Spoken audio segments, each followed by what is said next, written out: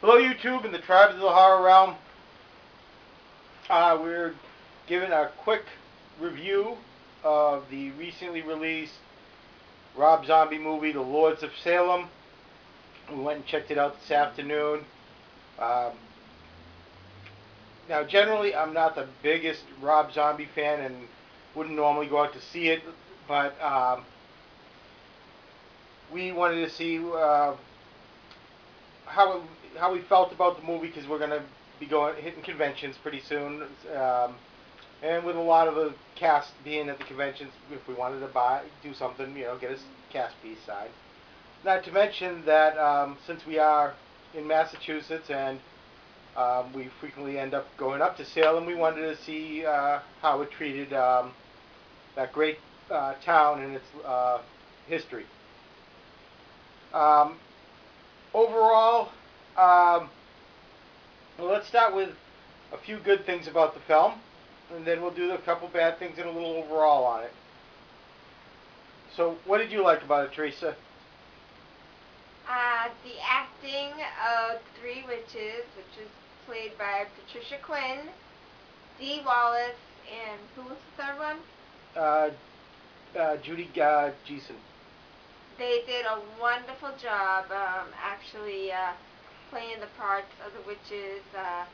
They were extremely evil, and they played it to the T. It was very good, the way they actually played their parts. Um, Not to mention, besides those three, we also had Meg Foster, who did a landmark performance. Um, Meg, basically, they didn't put a lot of makeup on Meg. Well, I guess they tried to dirty her up. I mean, she's not exactly a beauty queen in this movie, but she hit it out of the park. She is deliciously evil in this film, and her she brings a lot of menace in her scenes. Very frightening. So, hats off to Meg Foster for a great job. Another aspect of the film that we really liked was the not only the music that they selected, but the score created by Rob Zombie collaborator and guitarist John Five. Um, Really worked. Had a sense of menace. It was really powerful, cool. Um, Creepy. yeah, I mean, I think I'd run out and grab the CD before I put the DVD. It was really good. Now, Zombie is often known for his kind of like style over substance. Um, this film, it was shot pretty well. It definitely had its influences and rooted in films like Suspiria, The Sentinel, The Devils. Really had that '70s feel. When he's shooting inside some of these older homes in Salem, or at least sets to replicate what they would look like. There were some really good shots throughout the corridor that added to the suspense of the movie and almost became a character unto itself. Um, Now, some of the detracting parts of it. Oh,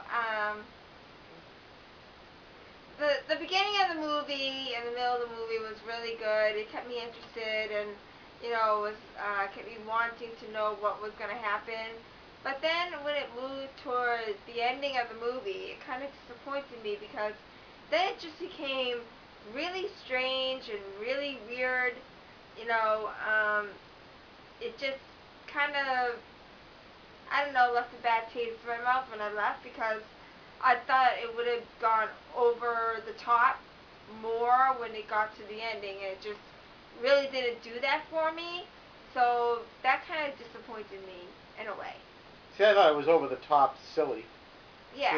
It was just it kind of detracted because it seemed like Rob Zombie was going out of his comfort zone of doing that white trash, over the top gore, um, and he was definitely doing more of an atmosphere piece with um, that subtle, creepy tension to it. But then at the very end, it seemed like he went into this trippy rock music video and just some absurdity that just, I don't know. if it really meshed well for that film. Uh, he, I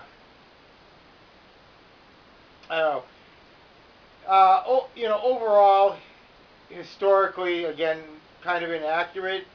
The When he shows footage of vintage footage of witches being burned at the stake is a fallacy. In Salem, no witches were actually burned at the stake. They were all hung. One man was crushed. Um, all the burnings of witches actually took part in Europe during the Europe witch hunts, but over here in the States they were hung. But I guess it was a little more dramatic for them to just show people burning. Needless to say, still think you should get it right. Now the best way I kind of describe it was at first looking at this and how he was going with it. I was thinking, he took the ball like in football and he ran with it. Just spun around, used his block as well, spun around the defense, kept running across the 50, 25, 20, 10. Fumble! Coughed up the ball. Last portion of the film, just really a letdown. Now, overall, I think a lot of maybe people that like older, like this 70s style of witchcraft or Satan films that were prevalent around that time may, you know, like it a little bit. Like that old couple that walked in yeah, that we saw. Your standard Rob Zombie fan, the gore fan, is probably going to be greatly disappointed in this film. It is not a very gory movie, to say the least. No. So I hope I didn't give away too much.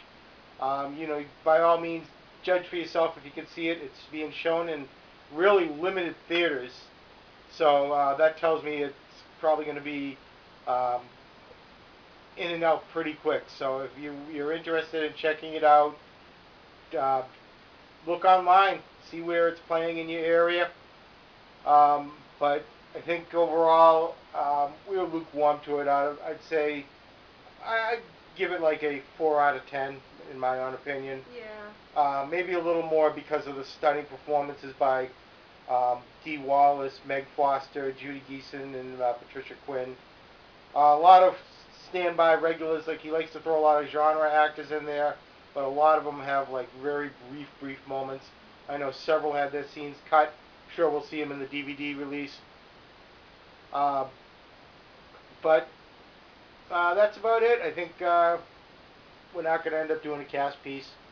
No. We just might try to do something with the witches and leave it at that. So that's it for our review. Like to hear what your thoughts are on it. We'll be going to Chiller next week, but we'll get back to you after we get back from the convention. We'll have a Chiller report when we're back. Bye. Bye-bye.